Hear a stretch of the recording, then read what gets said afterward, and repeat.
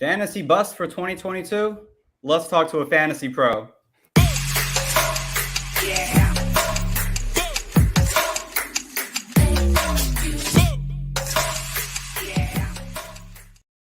What is going on, everybody? Welcome into the Fantasy Coaches Podcast. I am your host, as always, Coach Steve.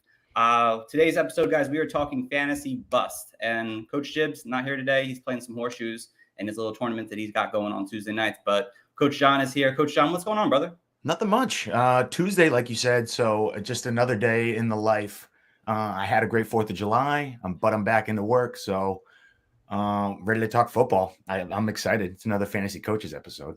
Absolutely. Love that. And we do have a fantastic guest going on today, guys. Joey P from Fantasy Pros. What is going on, brother? What's up? Very nice intro, by the way. Thank you. Very nice. I love the homage. It's very cool. It's funny. You do these things every day and you just you don't think about them. But people are listening. Yeah. It does make an impact. I don't know. It becomes just part of your routine as you do stuff, man. But I'm glad you guys had a good 4th. I'm happy to be hanging out here. This is what I love to do. I love talking football and just excited to hang out and talk about disappointing people. That sounds good. That's my first day back from vacation. I told you, let's crap on a bunch of guys and let's just, let's have at it. Let's just give them the business. Let's go. Let's be negative. Let's poop on everyone. It's going to be a great episode today. All right. Of course, I have my handy dandy slideshow with us today, boys. Again, just our intro page there, but we do have, I guess, some news. It's really not too much going on unless you're counting all the camp hype and everyone's getting hyped up right now. Kerry Mclaren did sign his 3-year extension, $71 million, I believe, on top of his current contract right now. He's going to be staying with the Washington Commanders. Does this, guys, make you feel safe having Terry McLaurin in Dynasty now that he's had this 3-year extension, or does that not bother you that much? I assumed he was going to get signed by Washington this whole time. So it was just a matter of time for me. There was no real links to him getting dealt or traded anywhere. It's just status quo for me. It feels nice. It definitely makes you feel a lot more comfortable if you're in startup drafts or you're in dynasty format. But in any sort of redraft and stuff like that, I always assumed Terry was going to be signed come redraft time. Yeah, for me, same kind of thing. I don't think really move the needle. I mean, Dynasty, I think I moved him up today 1 or 2 spots, just because, at least I know where the guy's going to be. And for better or worse, sometimes at least when you know the quarterback situation or you think you do, at least you have a gauge on where that player is, whereas other situations might be in more turmoil or more flux, like the guys like Tyler Lockett. All right, I'm not sure what he's going to be in a year from now or how things are working out. So from a Dynasty perspective, yeah, it makes sense. But I think from the redraft, Terry McLaurin's a very talented guy. It's just a matter of how much is Carson Wentz going to get out of him? I think Carson Wentz is an upgrade from what they had, but there were times that were very frustrating last year watching Carson Wentz where things were going well, and then other times towards the end of the year where things were not going so well. So it's difficult, but Terry McLaurin, a very talented player. I just wish he had a real boy quarterback, can we just get him Justin Herbert? Can we get him Mahomes? That would be great. Wouldn't that be great? But it would be fun, huh? Yeah. I was hoping that he'd leave and go somewhere else, but me too. I think everyone outside of the Maryland, DC area was thinking the same thing. Yes, but well-deserved money, of course. And the only other thing that came out, I think sometime yesterday afternoon, that Julio Jones has been now linked once again to the Packers, the Colts, the Cowboys. Does taking a shot on Julio again? He might sign before the season starts, but maybe those who are for some reason doing their redraft leagues in July for some reason, I don't recommend it, but I know there are people out there who do this. Is it worth taking Julio Jones with maybe a last pick or something based on some links to these pretty decent offenses? At least 2 of them that are really good in terms of the pass. I mean, the Colts one is interesting because it is Matt Ryan. That's the one where you just kind of go, well. It's a good offensive line, much better scenario. Maybe the old guys could get it together again, but I don't know, man. It feels like one of those Netflix reunion specials, and I don't know. I think it's going to be a little disappointing. I was trying to give him the benefit of the doubt in some late drafts last year, trying to take him in late rounds, but Julio I just think he's done, which is sad. I mean, the same kind of thing happened with AJ Green too, where sometimes the fall off with these guys is just precipitous, and it just happens. So you have to just not chase it anymore. I think in deeper leagues, you chase anything you can get, any live body, you take a shot. You can get him late in a 14-team league, all right? But in 12-team leagues, I'm going to stay away no matter where he signs. Packers, Colts, or Cowboys. It's just a hard sell for me. This guy's on those teams that I would much prefer putting draft capital in. Yeah, I agree. And it sucks because Julio Jones is probably one of my favorite wide receivers of all time. So A Hall of Famer. It's hard to sit here and talk bad about Julio, but I think it is time to, just look for other players. I think there's just younger talent in the league that you can take your shots and take your risks on. And if Julio signs with the Packers or the Colts and has a blow up game, I mean, it's going to happen. He's Julio Jones. He's bound to do it, but I just am not betting on this no matter what. I mean, if, like Joey said, if you're in the late rounds of a 14-6, there's a couple dynasty leagues I'm in where we have deep benches where it's like, maybe I'll stash Julio Jones just in case I need a bye week filler, but it's rare that I see him cracking your lineup in 2022. Yeah, and the injury overall, I think it just downplays his game overall. I mean, you just really can't trust him to be able to play a full 16-game season. So if you're getting maybe one game all year that he blows up and the rest of the games are what we saw in Tennessee last year, there's just really no hope for him, I think, reaching that, all-pro form that we loved for so many years. So, But maybe her show us all up at some point. That'd be awesome. So, all right, boys, that is enough of the fantasy news. Again, there wasn't too much going on until maybe another 2 weeks when we start getting into training camps, but we're going to start with our fantasy busts. And the way I put fantasy busts, there can be many different terms for it, I guess you want to say, but basically someone maybe you don't like their ADP currently or is just way too high for you based on what their production is going to be. Maybe someone who was so great last year, but don't expect the same kind of production this year. So, Joe, you're going to start us off with your bust to start this day, and we're all going to talk about him here. So I will let you go first. Who is your first bust for 2022? How about I come out guns a-blazing today? Let's do that. How about the number 2 consensus overall pick? Let's start there.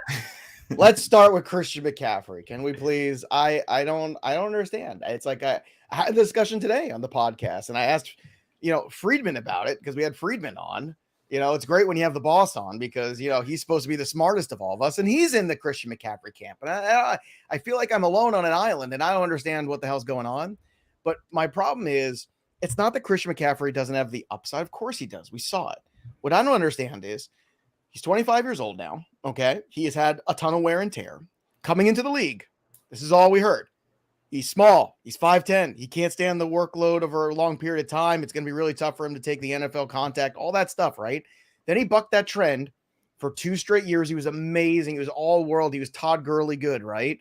And then for 2 years now, he's played 10 games combined. And somehow he's still the number 2 overall pick. I can't wrap my mind around this. If you're giving him to me, at 9, 10, 11, okay. Then I can start to reinforce my team right away. And I understand the upside. Believe me, I get it. But if you're giving me the entire board after Jonathan Taylor, I'm going to take Jefferson. I'm going to take Chase. I'm going to take Kupp. I might even take Derrick Henry. I still believe in Derrick. If I'm going to give somebody a pass, how about the giant beast of a man that doesn't look like anybody else that can carry 6 guys on him that looks like Earl Campbell? Can I have that guy instead of 5'10", 200-pound Christian McCaffrey? And it's funny because when Todd Gurley started to decline and miss games and things were going, we devalued him. But for some reason with Christian McCaffrey, everything's sunshine and roses and rainbows. I don't know what the hell. I don't know what's wrong. You could tell it's been a long day because I'm fired up about this. Yes. Yeah, no, and you're not wrong. And what sucks is I think it's the age and the pass catching ability that people fall in love with and really think. People love that. They see both those things. They go, oh, he's 25. He's had a couple bad luck injuries, and his pass catching is through the roof. And they just think there is still so much meat left on the bone. And I think there is. But you bring up valid points. 10 games in 2 years is no joke. And so you need to start baking that in. And if you can take him at a better cost, if he's back of the first or middle of the first, I agree. You can build your team. It's a smarter play. But if he's still going as the RB2, it's like, oh my God, I'm buying him at max value. I took heat last year because I kept saying to everybody who came on, I was like, are we all just comfortable making him number 1 again? They're like, well, no, the pass catch. You're exactly right. That's what everyone gets. Like, well, because he catches so many balls. Okay, that's great. But he can only catch balls if he's playing. And my guy was Derrick Henry. Now, unfortunately, Henry got hurt. But still, Derrick Henry is still an RB1 pretty much like the entire season, even though he only played half of it. So, I mean, like at a certain point, you look at these guys and I get it. And I get he's fun. And I get that it was a great window. I just, the running backs have an expiration date. Adrian Peterson is the anomaly. Some of these guys who last forever are guys that, they don't build them like that. And I have a hard time looking at the entire board and saying, yep, that's where I'm going to go start my team when I can just build in so much more floor and ceiling with so much less risk. I just can't get there. And again, in a salary cap, if you're going to give me a discount on him, okay, but it doesn't feel like that's happening either because he's being valued as number 2 overall pick. I'm sure he's going to go for, I don't know, $50 or something crazy like that. I don't know. Okay. Yeah. It kind of reminds me of Saquon Barkley last year, because he was going in the middle of round 2, I think, in a lot of drafts because there was that obviously upside in his game there, but he didn't really play a whole lot over the prior 2 years. And, his value dropped where I think it was corrected, where it should have went a little bit lower. But I feel like people needed drop McCaffrey a little bit. I mean, the offense is bad. I mean, we don't know who's playing quarterback this year. We don't really. Can you trust Sam Darnold? Can you trust Matt Corral? No. You can't. I know. Then it's not even a rhetorical question. We can answer it. No, you can't. That's a good point. That's a good point. Even if you said you could have 14 games of Christian McCaffrey, right? And you're like, yep, that's good. But you don't know what this offense is going to look like. You have no idea with Sam Darnold and Matt Corral and this offensive line and the weapons that they have. It's just, to me, it's Christian McCaffrey is much more risky than he should be at the 2 overall. If I'm taking 2 overall, there shouldn't be as much risk baked into this. I'm taking something a little bit that still has up. Jamar Chase still has upside. But he's just feels a lot safer to me than a CMC at 2. And like he said, and there's other running backs still on the board you could take. I think Joe brings up a good point. I think we need to get out of that mindset of Christian McCaffrey 101 automatic, or Christian McCaffrey, if he slides to the 103, it's a steal. It's like, well, at some point we need to. He's going to fall Dalvin off. Cook. Like that's, right. I mean, like that I even struggle with. Like, sure. I've got Taylor, Henry, and Cook, and then Eckler, McCaffrey. Like, because then you're like, okay, well, guys who I really like, big pass catching backs. I get that, but a little bit more risk. That's just not how I'm building my teams this year. It's just frustrating to me that, like, I don't know where this consensus comes from, where we all just keep living in the past. But this is also what irks me too, is like, we sometimes as fantasy analysts, we think too much like analysts and not enough about like football people. I mean, think about a football person right now. I mean, I coach kids flag football, and I can tell you, like, there's things. It's amazing what you can translate from when you're doing that into actually watching even NFL football at times, because it's crazy. Like the simple things where you're like, well, yes, you get the ball in your playmaker's hand, or yes, you try to do these things, like just these simple ideas and concepts. And unfortunately, you have to have the people to execute them. And like you said about the quarterbacks, I don't know if they have the quarterbacks to execute them. It's a very tough sell for me. And I just don't know why we keep spinning our wheels with a guy who everybody had major concerns with. He proved everybody wrong for 2 years, and now he's proving the other people right. Right. No. And another quick point real quick before I let you go in the next one, Joe, is that, if Matt Rule gets off to a bad start, what's to stop the Panthers from firing him? He's number 1. Oh yeah, his number 1 guy on the list. His seat is so hot. Can I bet on that right now somewhere? Because if so, I want to take that. What's the juice on that? Give it to me. The odds aren't good. It's just even money. Have a different direction. I'll take it at even. That sounds fantastic if I could get it there. It does. Like I said, like the new interim coach, they could go a different direction. Say, well, we don't want to overuse Christian McCaffrey anymore. It's obviously not working for this offense here. Let's get DJ Moore more involved. Let's get Terrence Marshall, Robbie Anderson. Maybe he even use the tight ends for once in a game. So you just don't know how the season's going to go. Your first round pick should be someone you can be confident in that likely will play 16 games and likely will be someone who's a top 10 in their positional at the end of the season. And Christian McCaffrey, you can't say that right now about him. So, Joe, who is your number 2 bust guy? All right. Well, again, this guy's a little bit further down the trough, but I'm very careful about making an investment in him. It's Adam Thielen this year. And Adam Thielen's had a great career. I mean, that's the kind of career, like, you want to make movies about, like this undrafted free agent guy who, tough as nails, but, has had a great NFL career. He's done fantastic work. I never hold it against him that he catches a lot of touchdowns. I know people do that, and I never understand that. I mean, catching touchdowns is great. I love scoring. Scoring is fantastic. Let's get all the guys who catch all the touchdowns. What a wonderful concept. The problem is you're starting to see that decline, and these guys who play in that slot role take a lot of abuse over the years. And it feels like to me that, Thielen showed you, you're starting to see that decline a little bit. And sometimes when you start to see it, it's better to get out a year early than a year late. And it's not that you have to pay a lot for him. But the thing is, when you look at, the ranks of where you have to take Adam Thielen, there's a lot of other really interesting players. I mean, it's guys like, Gabriel Davis and guys like Rashad Bateman and Hunter Renfrow and players that I feel like are kind of going in the opposite direction. So I think that's kind of where I struggle with Adam Thielen. It's not that you have to make a big investment, and wide receiver 3 is fine. Like, that's where he should be. But the problem is, as much as I like that offense and as much as I respect Adam Thielen, I just struggle a little bit to see, at the age, at the wear and tear. You've seen Julian Edelman, Wes Welker, these smaller wide receivers be great for long periods of time. But when it's over fast. And I'm just a little worried that we're getting closer to that.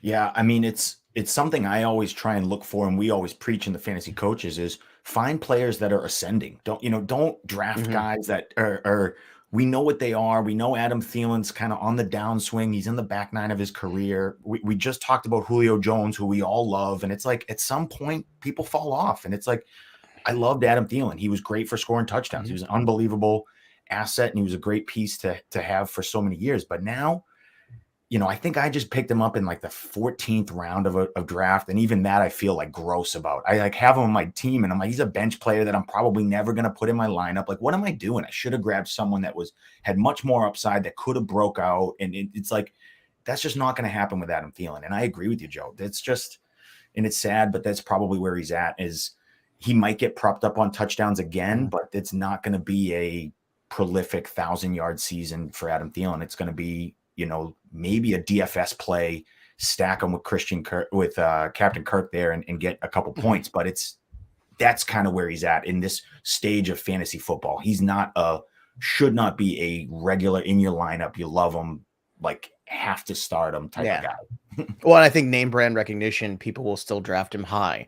In your casual, like the casual leagues, he's identifiable. He's Adam Thielen. I know Adam Thielen. He's good. He's good to go. And that's a little bit of a trap. Whereas like in deeper leagues, super late, I keep taking a lot of, you'll see me take on the show. Even I'll take KJ Osborne all the time at the end because I really like what he did last year. And every time that Thielen wasn't around, that dude ate. I mean, he would, catch 9 of 11 targets and things like that. That guy can catch the football like that. He's got some room to grow. And look, and Nerve Smith coming back too, makes you wonder, does Thielen get downsized a little bit in this offense? It's possible. And Jefferson's just so fantastic. So it's a tough sell for me, which is sad, but you can't get trapped in the name brand recognition of players all the time. I mean, even if you factor in Dalvin Cook, he could be the 3rd or 4th option in that offense. And so that's kind of like, all right, I'm not. And again, with the ball in his hands, he's not exactly this prolific yak guy. So it's like, all right, I'm kind of out with you too. It's a good one. That's a good one. And I think a lot of people need to, because they feel comfort and they feel safety in the name. But I think it's time to sort of, like I said, I was the 14th round and it felt kind of gross. So I can't imagine his ADP is much higher than that. And so this is, at that point, I felt like I had to take him because it was, but I agree. KJ Osborne is a name to look out for. I mean, there's other players, and you said he was going around the same round as Gabriel Davis. I mean, that's crazy. in the ECR right now, they're a couple picks apart. Crazy. It's nuts. I mean, he's a much younger player, and that's difficult. I mean, that's what you can do and to take advantage of situations when you're playing in those leagues that are a little bit more casual. You can take advantage of those ADPs quite a bit. Yeah. But that's a sign of an ascending player is like a Gabriel Davis, right? Like he is truly ascending. Whereas Elijah Moore is in that same range as him. Like the guys that are ascending. Right. And I don't love the quarterback situation for the Jets, but I mean, if you're going to give me Elijah Moore, you're going to give me Thielen. I'm going to take Elijah Moore every time. Fair. I mean, I don't hate it. I'm still in redraft this year. I still have some love for Adam Thielen. It's not obviously a ton, and the age thing is definitely a major factor, and the fact that he's been injured 2 of the last 3 years, if I'm not mistaken. But there's something about what I'm hearing about this offense in Minnesota and that it's looking different. It's looking not like we saw with Mike Zimmer over the last 7 or 8 years he's been there. It intrigues me if they kind of run something similar to what the Rams ran last year with a lot of passing there. And if I can get him as my 4th wide receiver, I wouldn't hate it because I feel like there could be still some consistency. Might be touchdown dependent a little bit, but I'm just intrigued with this Vikings offense this year. But I do like it. I do understand it, Joe, for sure. The injury, there's players that have more upside, obviously, in their game right now, like Moore and Gabriel Davis and clearly if Osborne gets that next level in his game there, I mean, he's one of my favorite late round gems in this entire redraft season. So I don't hate it, Joe. So well, thank you for the ringing of endorsement of I don't hate it. That's all I could ask for. Of course. Do you have another one? I do. We can do this all day. Players I don't like that I don't want on my team. Seriously. TJ Hawkinson. That's another one for me. Like and look, it's that. not.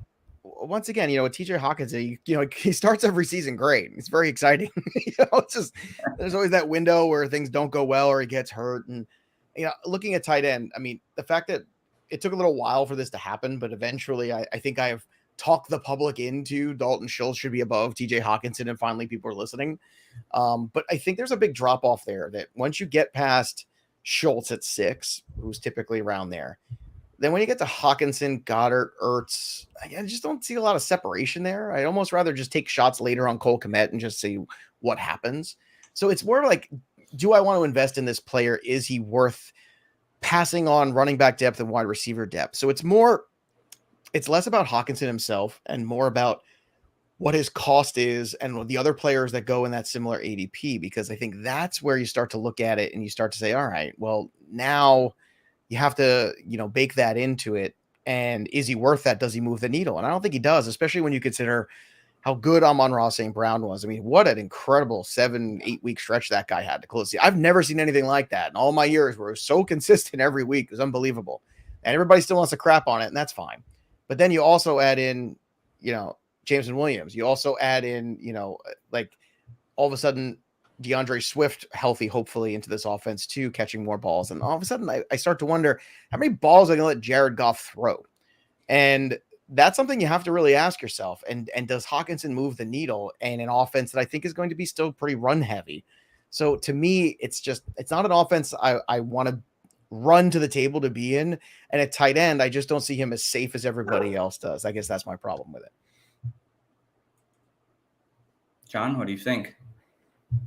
It really bums me out because I'm all in on Hawkinson. I really do believe in him in Dynasty. I believe in him, the talent. But what Joe's saying is what my biggest hangup is Jared Goff. And that really is where my whole argument starts to fall apart, because the pieces around him are great. I love Amon-Ra St. Brown. I love DeAndre Swift. I love when Jamison Williams come back and healthy. That offense could be really good. But then it's like, in my opinion, it's like you just put this Honda Civic engine in a Ferrari. And it's like, I wish Jared Goff was there. I wish there was a better quarterback situation. Then the touchdown upside would be there and I could really buy into it. So for redraft, I hear you. If he's going ahead of guys like Dalton Schultz, if he's going ahead of guys like, Zach Ertz, who I think could get off to a hot start with Hopkins missing time, that's different. Then I think in redraft, you have to sort of swallow the ADP pill and be like, look, he's probably not going to be this. But in dynasty formats, for me, he still has that potential to break out and be. Well, you hope at some point maybe they get a franchise quarterback, right? Yeah, maybe they suck again this year in some or game. The thing about the Lions is they competed last year. Like that team had no quit in them, which it really turned me around on Dan Campbell. Like I thought Dan Campbell was a bit of a joke until I saw how that team really played for him. So yeah, like that team competed, and even in dynasty, Jamison Williams. I don't think people, I know not everybody watches college, and I get that. But that dude is unbelievable. Like he's DeAndre Hopkins good. Like he's got that kind of skill set. So to me, I watch that guy and I think, well, if somebody's going to be the lead guy in this offense in 2 years, it's going to be that dude. It's not that Hawkinson can't contribute. And maybe this is a much better college class of quarterback coming potentially. If everybody stays healthy and plays according to their talent, that could change things quickly for Hawkinson. So there's still hope there. But in redraft, if it was just a little bit cheaper in overall ADP, I could get there. But I just want the depth at wide receiver. I want those big flex guys. I want those guys as opposed to taking the tight end that just doesn't move the needle for me in that sense. No, Joe, I love this pick here. I absolutely because like we've been talking about Hawkinson as a guy who's like, he has an easy way to get to 100 targets. I don't see that as easily going into 2022. You have St. Brown, who I think fits very well with Jared Goff and what he's capable of doing. G.J. Shark is trying to get himself some kind of contract and rebound his career. Once eventually Jamison Williams gets on the field, you got to throw to your first round pick somehow here.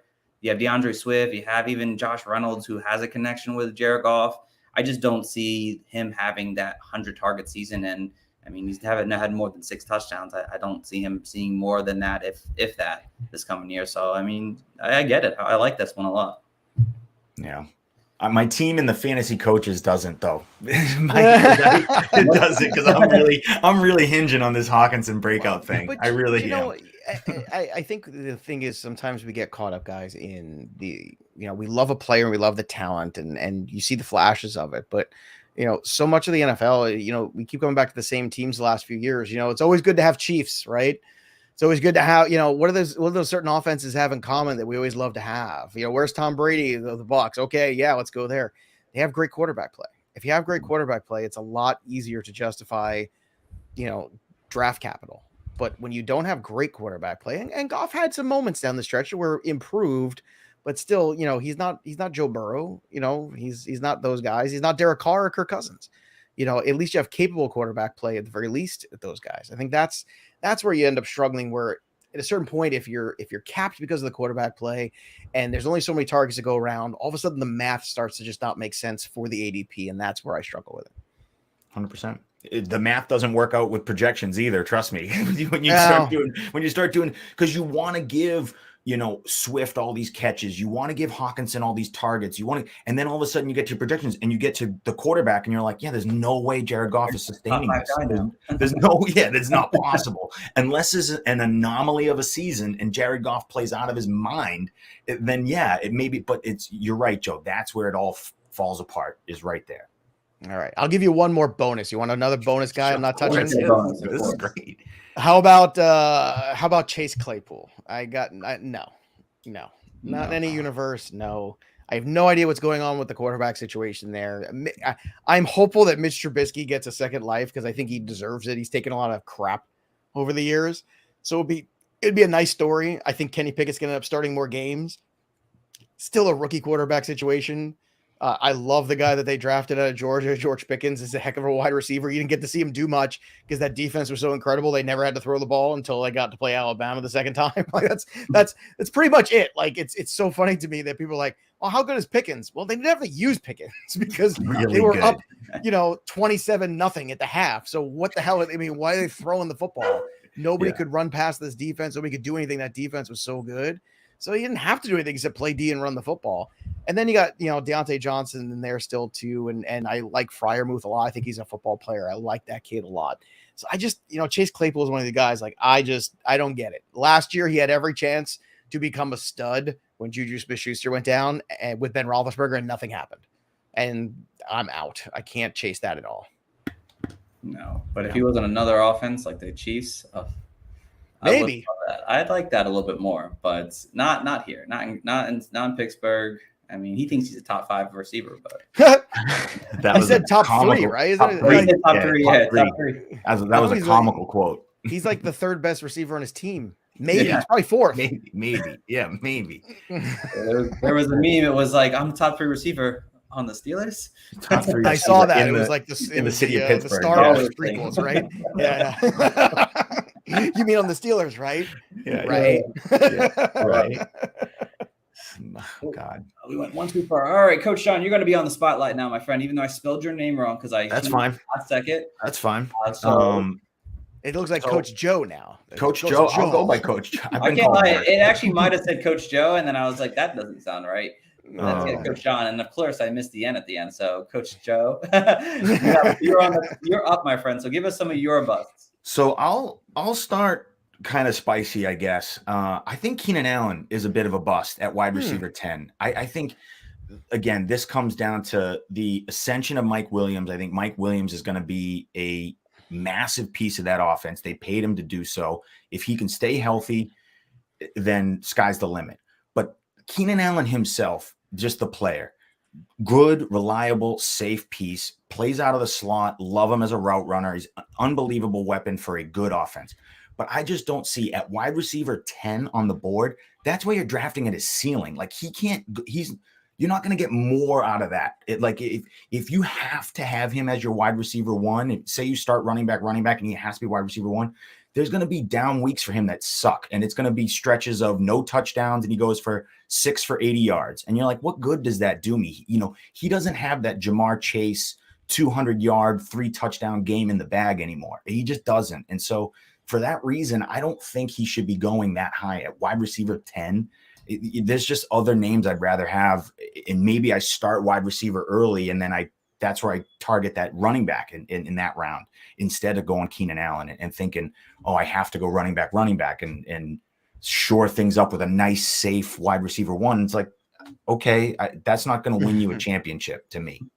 Well, that's fair. I think your assessment is right. Is you're paying for the, he has to be the guy he's always been to return that value. So you're paying for the safety of it without a doubt, but you're also correct. I don't think there's another gear here necessarily. It is impressive that for the last 5 years, he's had 100 receptions.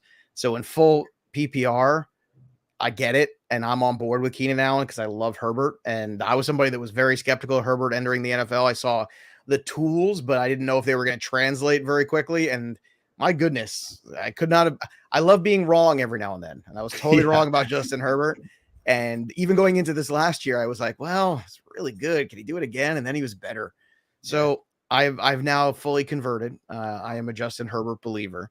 And Keenan Allen he's a good, safe investment. I love him as my second wide receiver, if that makes sense. Like I'd love to get, if I took Justin Jefferson or Jamar Chase early, and then and I took a running back in the second round. If Keenan Allen was there in the third, I'd love to get him and just like bake that in and just say, okay, he's going to finish his right around wide receiver 1, and he's my 2. That's perfect. And he's so consistent every week with floor, and that helps you win every week. The Mike Williams thing is like, that guy helps you win too, like 5 times.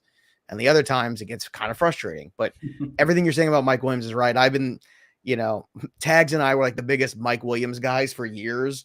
And there was a certain point where I told him, I was like, man, I just can't keep doing this to myself. How do we keep doing this to ourselves? And he's like, no, I'm going to do it again. I'm going to do it again. Like, and he did. I'm diving back, and I feel the same. I'm like diving back in the shallow end. And I'm going to hit my head. Who knows? But if it happens to be the deep end this time, it's going to be great. Well, that's the thing. I think in the half PPR, you love Williams because of the touchdown upside he might bring. Mm-hmm. And if he's healthy, I think he could finally, get over that. The thing was, I was so into him going into that second year in 2018 after he was hurt the first season, and he had 11 touchdowns. And I thought, oh baby, next year's going to be the big breakout. And it didn't happen. Mm-hmm. And you could talk about like the decline of Philip Rivers. We could talk about the offensive line. There was a lot of factors in that. Last year was the one where it started and it looked like it, and then it faded. And that got me a little concerned, but look, Williams is still very talented. I just think, Keenan Allen, you're 100% right. You're getting what you pay for, but what you're paying for isn't necessarily going to win you a league. It's going to win you some weeks, but it's not going to change your fortune necessarily either. That I think you're right about.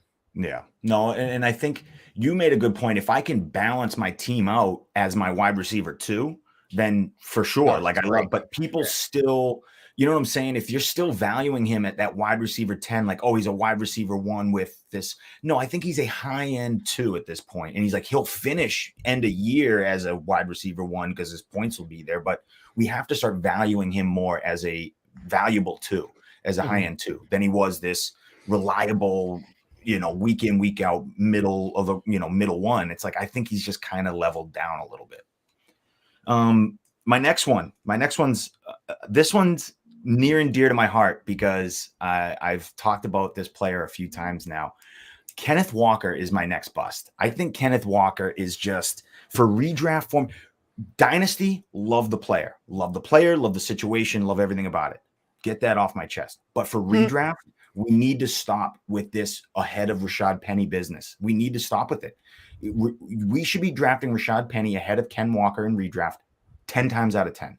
It's just the fact that in Fantasy Pros, it's close. They're back to back. It's still Ken Walker in front, running back 34, and Rashad Penny running back 36. But in Sleeper, it's Ken Walker's running back 28 off the board and Rashad Penny's running back 36. Like, that's a huge. Is that because they run so many dynasty leagues on Sleeper? That could be, which certainly could be, which certainly could be, which kind of pokes a hole in my argument. But still, the fact no, it doesn't. It's just something to be possibly aware of that bakes into it. That's all. It's crazy. It's crazy that he's still going in front of him. To me, it's Pete Carroll has never been this guy to just let a rookie come in and run wild. And especially when he's got a guy like Rashad Penny, who he drafted, he believed in for a long time. Rashad Penny was a first-round talent who everybody loved coming in. He just can't stay healthy.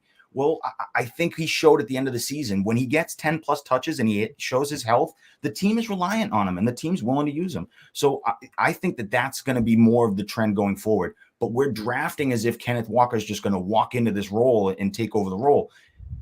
Even if it's a committee, I don't think Kenneth Walker is going to, then neither player is going to return value. I think then it's going to be tough to get value out of either guy if we're stuck in a committee, but you could, because they're so run heavy. I just think that we're undervaluing Rashad Penny because of him burning us in the past. And it's like, we're burying this player in rankings and in drafting. And it's like, dude, if he can be your running back 3, running back 4 on a team, like, why would you not take that chance? Like, he finished the season on fire. It's like, I'll take that chance in the 7th round. Yeah, I'm going to take that over Kenneth Walker, who we have no idea who he is. We have no idea what his role is going to be. We have no idea what the team values him at.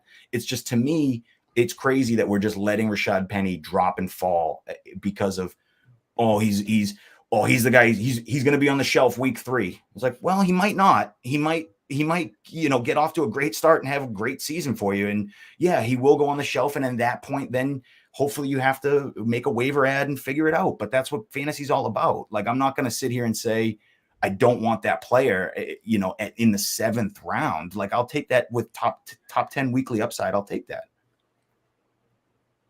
So I think Ken Walker doesn't have that. So I guess I piped up Rashad Penny, but that is because Ken Walker does not have that upside to me. I just don't think he's going to walk into this role. I think it's Rashad Penny's backfield to lose.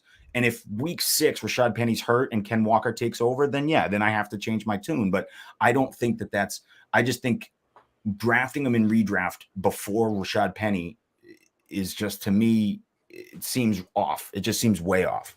I don't disagree with that. There's that whole area of running backs. It's like him, it's Rashad Penny, it's Devin Singletary that, nobody wants to buy into last year's second, or latter part of the season run. Mm-hmm. But, at a certain point, I understand that everyone's concerned. Rashad Penny was not a player that I, like to put a lot of faith in. A lot of people liked him many years. I was like, look, you get on the field, then we could talk. We got on the field last year, so now we could talk about it. I agree, though. I would still take Penny in redraft leagues because I do believe Penny would be the first go-to guy, and it would take a substantial injury to Penny for Walker to really, return the same ADP that you're going in, because he's still the second guy. He's still behind the starter. That's the problem. So the starter has to get hurt, whereas Penny at the same ADP, he should be the starter. He should get first crack at it. As long as he plays well and stays healthy, it should be his job. It's easier for him to return that ADP. Mm-hmm. And the same thing with Singletary. I mean, Cook is very exciting. He's fast. He's a better pass catcher than Singletary, but things were working last year for the Bills. And I think sometimes they're a little, less apt to just turn things over to a rookie in massive amounts early on, especially. And I think it's that first part of that season that's very important, because if you get off to a bad start in fantasy, that can really put you behind. And then your season's over. You're not a playoff team. So it's important to get out of the gate strong. And that's why I stay away from players that are hurt in training camp. It's like everyone's going to get hurt enough. Do I have to have a bunch of guys who are already hurt? Like, this guy's going to be back in week 6. Great. What's your record going to be then? Like, I don't, no, I can't do that. 0-6. Yeah. Oh, yeah, exactly. Then you're behind the 8 ball, and then you have to play catch up, and then you're trying to win this weekly game to try and get back into playoff contention. No, I'd rather start my season off with the players who will get me off to a hot start. And I'm buying into, because I bought into the talent from San Diego State, I'm buying into the talent of Rashad Penny. I just really am. And so I'm going into drafts knowing in my mind that I can draft Rashad Penny as my 2 or 3 super late. I'm just attacking the wide receiver position. I'm attacking the wide receiver position early and saying, yeah, this is great. So I'm doing this, like, I hate it, but I'm doing this weird modified 0 RB lately, and I'm just grabbing Rashad Penny late and just loving it. And it's a ton of fun. And I think people are hopefully going to listen. Everyone's going to listen to this podcast, obviously, and they're going to come around on Rashad Penny, and our ADP is going to go through the roof. But Ken Walker needs to stay where it's at, if not go lower. So I think Ken Walker is a bust, being at running back 35. My last one. Thank you. I don't like it. You don't like it? I don't like it. No. All right. Let me hear it. I'll get yelled at for a minute. Again, with Penny, of course, is the injury thing. Of course, it's a big major factor for me. He ran well at the end of last year, but who was he running against at the end of that last year? Outside of the Rams, they were playing bottom 5 defenses in terms of run efficiency. And Kenneth Walker, to me, just looks more of a guy who can be more of a 3-down back on this offense here. Someone who can handle the heavy workload and just go with it. Someone like Chris Carson was doing before he just continued to get hurt over the last few seasons here. And I think Penny's a better change of pace guy who can see maybe 10 touches or so a game and do something really good with them if he can stay healthy. But I think at the end of the day, Ken Walker has that ability in his game there to actually handle the heavier workload, do the grind between the middle of the field. And I really do believe Penny's going to get hurt at some point this season. And then at that point, DJ Dallas, Travis Homer, then it's a muck fest. Then it stinks. Walker's back there. I know the offense might not be great, and I think it might be surprising a little bit, but I think Kenneth Walker in that, if you go and get him in 9th or 10th round, if you do, hero RB like I like to do as my RB2, and yeah, maybe the first few weeks it doesn't pan out as well as you want it to, but I feel like as the season goes on, things are going to pick and click for him, and he's going to end up being someone who ends up in the top 15 in terms of fantasy RBs on a weekly basis. I think this is what's so fun about this conversation is we won't know until week 1, because I just disagree that Pete Carroll will let a rookie in and just start working a rookie in right away. I just don't think he will, in my opinion. I just think unless something happens to Rashad Penny or, he starts playing horribly, then he'll start in. But it's not like week 1, there's just going to be this committee with Kenneth Walker. So now you have to wait 4, 5, 6 weeks to even see what you got in Ken Walker. Like I'm out. I'm out for redraft. I don't want to do that. I want a guy, if I'm taking a guy late like that, I want to know week 1, week 2, what I got. And then I can make a decision and either bail or add a waiver. But to have a guy that you're going to have to end up sitting on for multiple weeks, it's like, I just think it's just a hard pill to swallow in redraft. Dynasty, totally different. I think Rashad Penny could be out the door next year, and then Ken Walker is a stud. So dynasty is totally different. Don't hear what I'm not saying. I'm just saying for redraft, it's just I think Ken Walker is just going to be a letdown. I think you're not going to get any usable weeks in the first 4 or 5 weeks, and then what do you got week 6, week 7? Where's your team at? What do you even get at that point? You don't underestimate my redraft during the season change-ups there. So we're going to have some sort of like side bet on Rashad Penny and Ken Walker, which is a gross side bet, but I can't believe it. All right. Last one. And this one is another running back. And I hate poo-pooing running backs because there's not many of them out there. But I think Antonio Gibson is a bit of a bust next season. To me, he scares me because that offense scares me. I think, Carson Wentz, doesn't throw much to the running back. And when he does, I think that's going to be a J.D. McKissic role to lose. I think they brought him in for a reason. So now you're really working with 1-2 downs and the goal line. Brian Robinson's getting a ton of camp hype. I just think this is a muck situation. It's just really dicey in a bad offense. So you're going to have a bottom 5 offense and then a really, weird and nebulous sort of committee. I don't think you're going to have Antonio Gibson break out into this RB1. It's just, to me, and he's just going to get 300, 400 touches.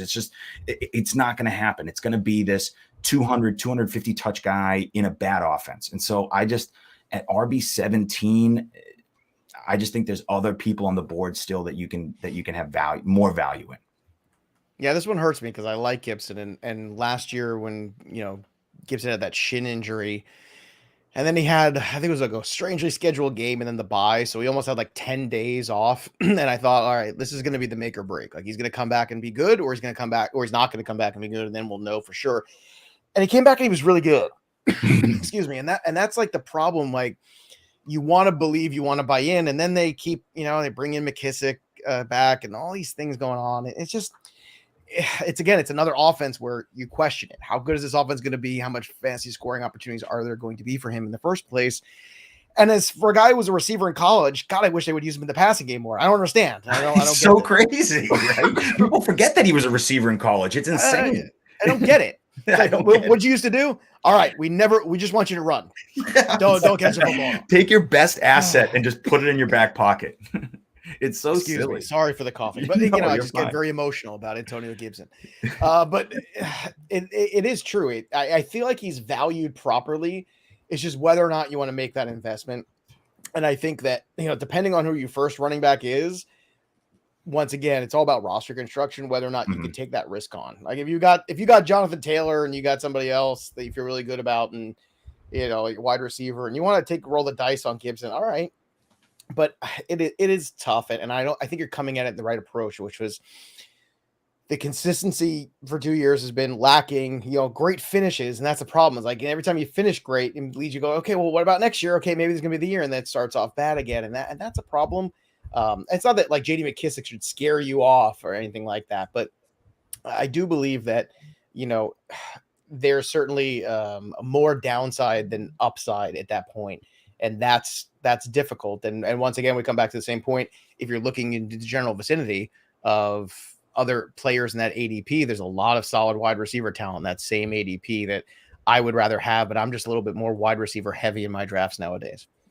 Yeah, no, that's totally fair. I mean, even in the running backs, like the running backs that go in that area, Josh Jacobs, Ezekiel Elliott are two names that aren't sexy and aren't pretty, but I think I would take over Antonio Gibson. I think both offenses will be better. The touchdown opportunities will be better for both players. So I just think, everyone is living on the hype that Antonio Gibson, which he's a good player and he certainly could and should have a 3 downs, role, right? But they just clearly aren't giving it to him because the organization.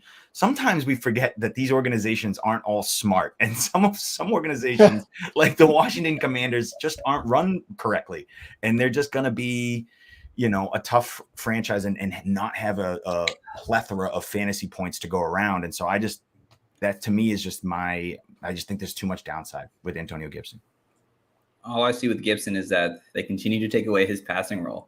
The 2-minute drill and 4-minute drill they take away from him. And now you bring Brian Robinson and say they want him to be the goal line guy, where Gibson made his bread money all season last year. So right. Yeah. Right. And Brian Robinson's a really good back. I mean, in Alabama, it's good. funny people want to, knock him a little bit. I don't know why. Again, it's like if you're an Alabama guy, people just automatically don't like you, or they find some reason to hate on you. But when you watch the guy run the football, he's very solid. I think people are also scared off of the comments by the coach. When the coach says, yeah, I want to go back and I want to run that same system I ran in Carolina where we had Stewart and D'Angelo Williams. Well, that was a really good system for real football, but for, it capped both of those guys in terms of their ceilings on a weekly basis because nobody ever had enough touches to really be the alpha guy. And that's the problem. It's great for regular football. In a deeper league, you want to draft both of them. Okay. But once again, that is still proof of concept. If he can implement that same exact thing with these two different guys in this offense, just because it worked in Carolina with that personnel doesn't mean necessarily it works here. And that's kind of where I struggled too, because that was fun. But from a fantasy perspective, it was always like, well, hey, I'd love to have a running back 2 who's completely capped, but has a small floor every week I can live with. Oh, great. Here's 2 of these guys on the same team. Yeah.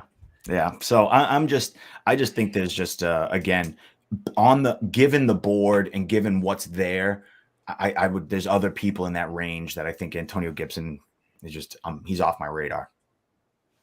All right, so let's head over to my quick Jibs. He's not here. Over to my last quick 2 busts here, and the first one I'm gonna go with, guys, is Debo Samuels right now. I believe his ADP overall right now is wide receiver 6 off the board, 18 overall. And with Debo Samuels right now, I've got a lot of concern taking him in the top 2 rounds. To me, he doesn't want to run the ball. He already said that that's half the reason why he started his trade rumors. Again, maybe he'll say, oh, who cares? Let's just try to win a championship. Use me as however you wish to use me. But maybe he doesn't want to do that again. Maybe he doesn't want to run the ball so much where he has almost like 8 rushing touchdowns as a wide receiver, which is ridiculously crazy. But I don't think the switch at quarterback is going to overall help him on a consistency factor. Trey Lance, to me, I have a lot of concerns about Trey Lance's accuracy overall. I think you might see some more big playability from Debo, but he might not live up to the rushing in general just ruins his value. But when it comes to the accuracy from his quarterback, Jimmy G was a really good, accurate quarterback. He wasn't someone who was talented in the arm, could throw it downfield, but he didn't need to in this offense. Debo Samuels could do things once he got the ball in his hand. We saw that plenty of times last year. And with Trey Lance, I mean, he was one of the few quarterbacks who had 100 passing attempts last year, and he was literally the second worst quarterback in terms of passing completion percentage at 60%. While Jimmy G was at 74, and that was I believe top 12 overall this past season here. And to me, it just the value you're getting him in this supposedly first run first offense still. To me, it's too rich for my blood, and I feel like he's going to take a big step back where I don't see him finishing as a top 10 this coming season, where he may finish as a top 24. But we are getting him in round 2. I feel like you're getting value that you're getting from last year and not what you're going to get probably for the future years in his seasons. Yeah, I love Debo Samuel. I loved when he came in the league, and he kept getting hurt, and it really bummed me out, man. I was super bummed because I knew how good he could be. I knew this player was in there. And then to finally see it unleashed and have 0 shares of it was very hard to take. It was very difficult, I got to tell you. But I think you're 100% right. There's no way that, you have to imagine at some point Trey Lance is going to play. I would imagine sooner than later if they can move Garoppolo. And when he does, that's going to change the carry volume because he's going to run the ball more. You don't have to run Debo as much. And if you want to keep Debo healthy, running him between the tackles is not the way to do it.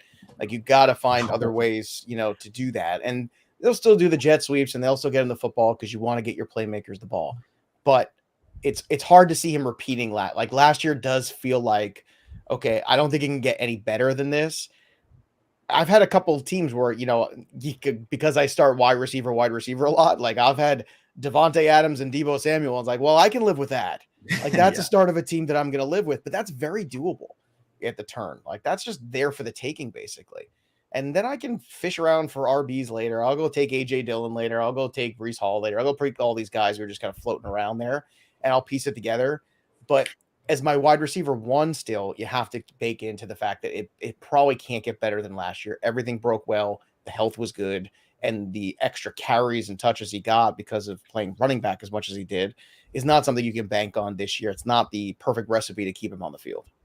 Yeah, I agree with you, Steve, 100%. Like, the efficiency is clearly going to come down. I mean, he's just not going to rush the ball like he did last year.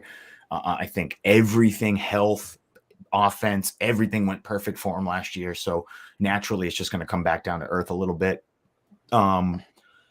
Yeah, I think you can certainly do worse than having Debo as your wide receiver if you're building a team. But, like Joe said, if you can balance it out and make him more your 2, then you're in super good shape and sort of then take your risks at running back later on. But it's tough going into a season and banking on thinking to yourself, oh yeah, I have a top 5 guy locked in, week out. I think that's a tough mindset to sort of draft and go into with. I think you're right.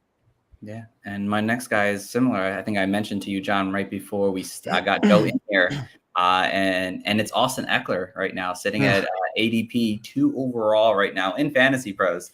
To me, I love Austin Eckler. I'm excited to have him. I am excited to have him because he's a great player.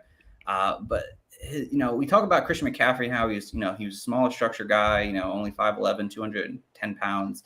Austin Eckler is 5'10", 200 pounds or so, given the weight overall. But this past season, he was fantastic. I think he had over 80 receptions. He had, I think it was 20 touchdowns or so this past year, 12 rushing, 8 receiving.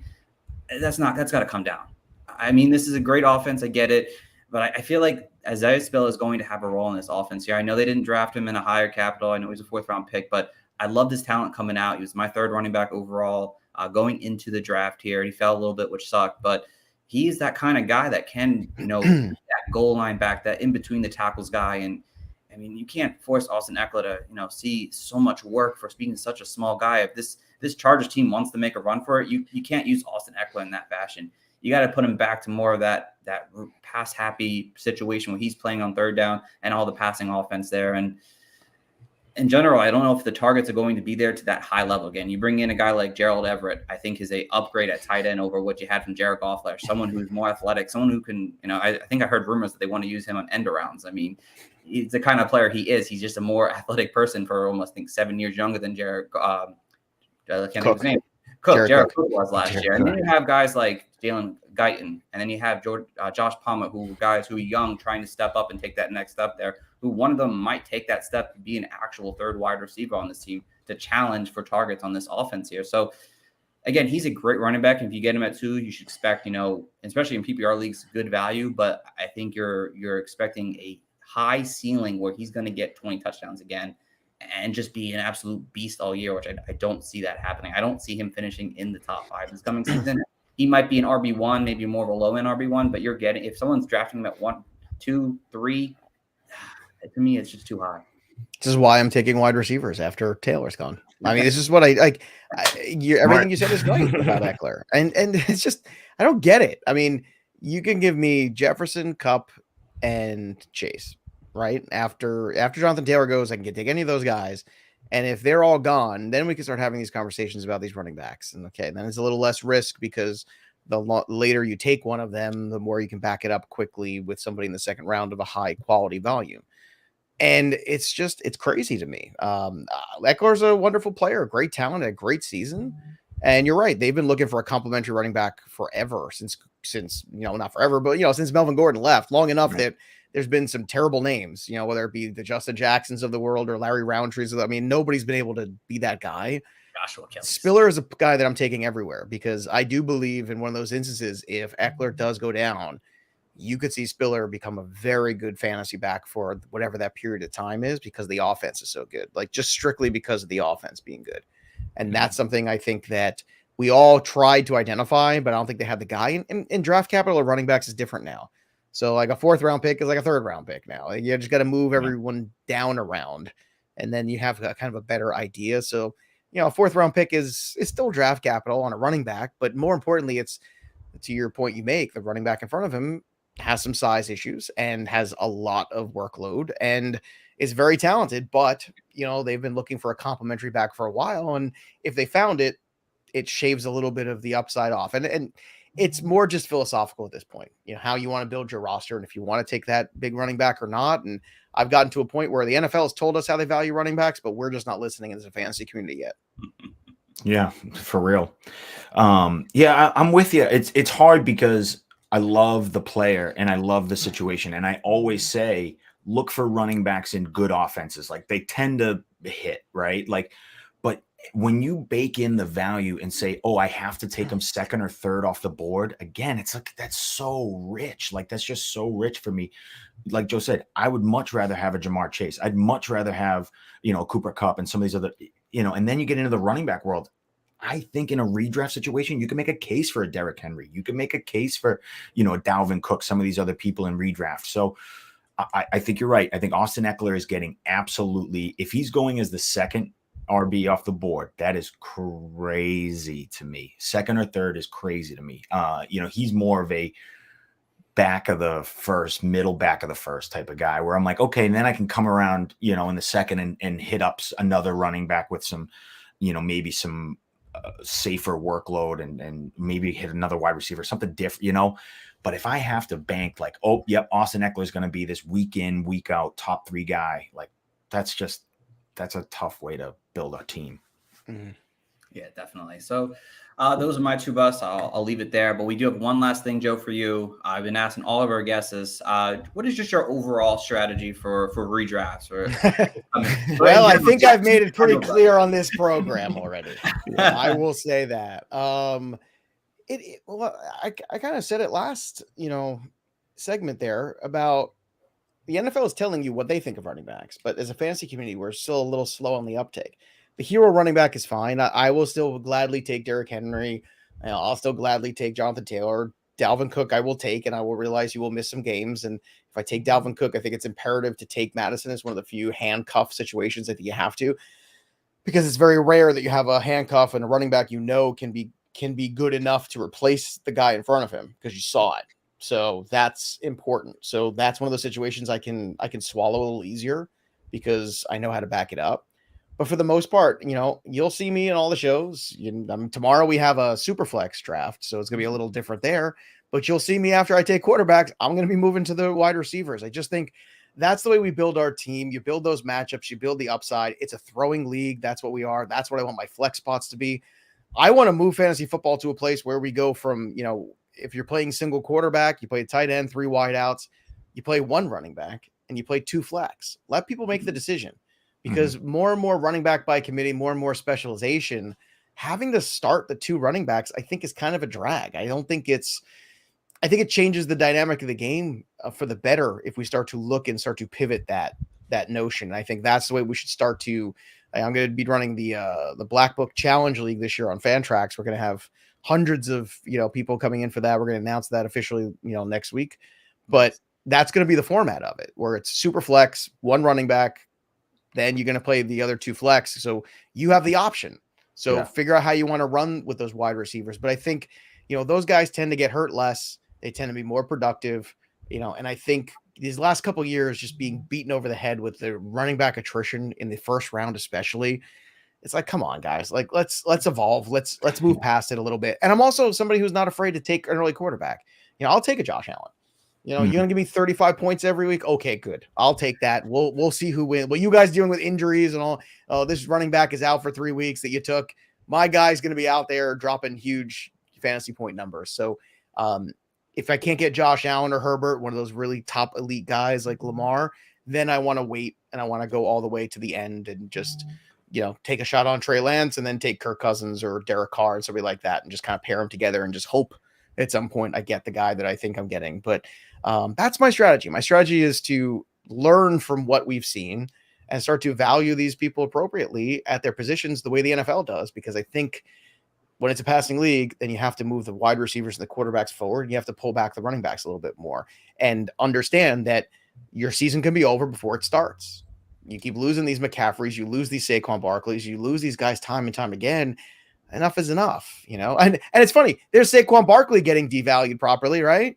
Right. Where's Christian McCaffrey? Number 2 overall. I don't know. Yeah, that's a great point. Because now Saquon is in a place where I'm like, yeah, this is where I would take the risk.